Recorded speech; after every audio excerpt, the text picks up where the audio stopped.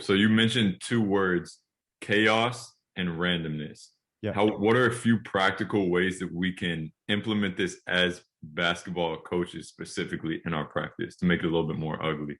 So, okay, let's try to make this as useful and easy to understand as we can.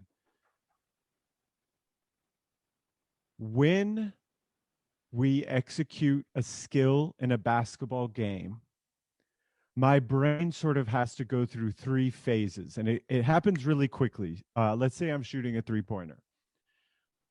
And this is what I learned from Richard Schmidt when I hung out with him.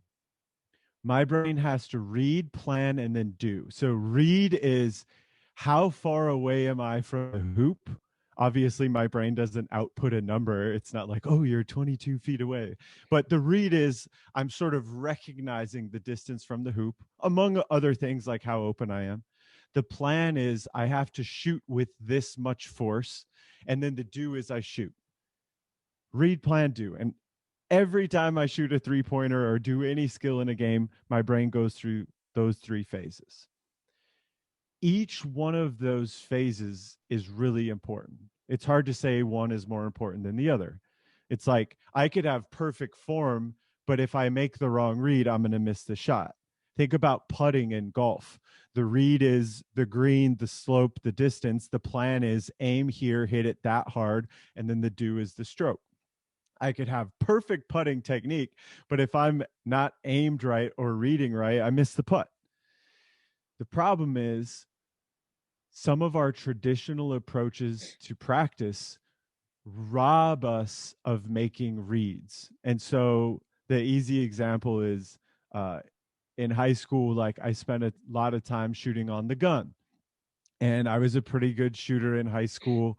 I started on the varsity team as a freshman and shot like 39% from three. And I shot a lot because I'm really short and that's all I could do. And so then my school purchases a gun after my freshman year. And I live on that thing. And it was one of them that would count your makes and misses. And so what I would do, my training style was I'd shoot 100 shots from a spot and then move to the next. And when I first started, I could make like 55 to 60 out of 100 threes from one spot. By the time I was a senior, I could make like 85 to 90 from one spot out of 100 threes, which is really, really good. And my 3-point shooting percentage when I was a senior in high school was 40%.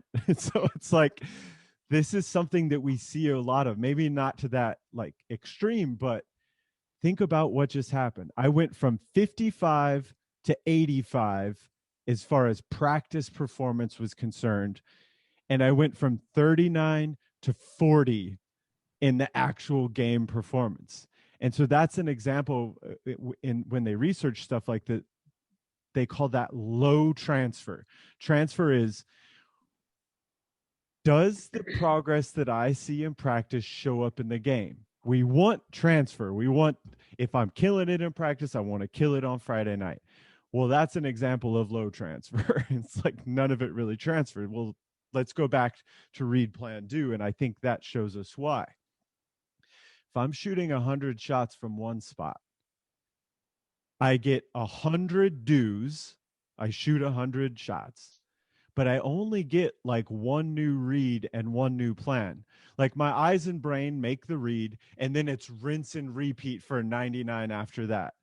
And when I'm doing something like that, my brain sort of slips into autopilot.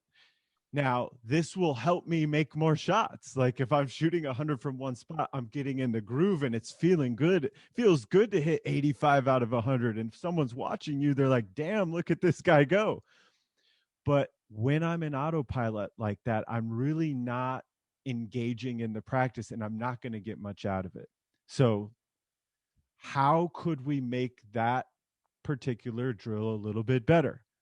Well, if I just move a little bit between every shot, if I catch and shoot one, and then the next I catch and dribble to the right, and the next I catch and dribble to the left, if I'm just moving a little, it doesn't even have to be that much, I immediately take my brain out of autopilot.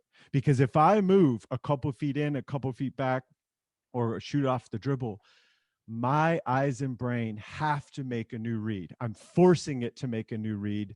I'm keeping myself out of autopilot. And now I'm still getting 100 shots. I'm still working on my technique, but I'm also getting 100 reads and 100 plans.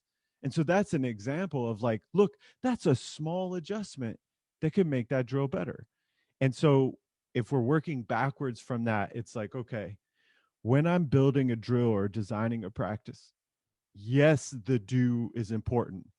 I want my people getting a lot of reps, but it gets even better if they're having to make a fresh read and plan before doing that rep. And so the way to do that is to make sure we're not doing the exact same thing every time in a row, or you can add a decision to be made. As soon as you add defense, we have to make a decision. Don't make the decision for them.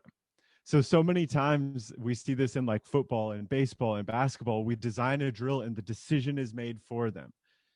Hey, the player's going to run towards this cone and you need to tackle them. It'd be better if the player could run towards this cone or that cone and you need to tackle them. That drill is way better now because now I have to read. And so what I challenge coaches listening, it's like, okay, don't rob players of the read through our drill design, and don't rob them of the read by eliminating all decisions. That will make it way better.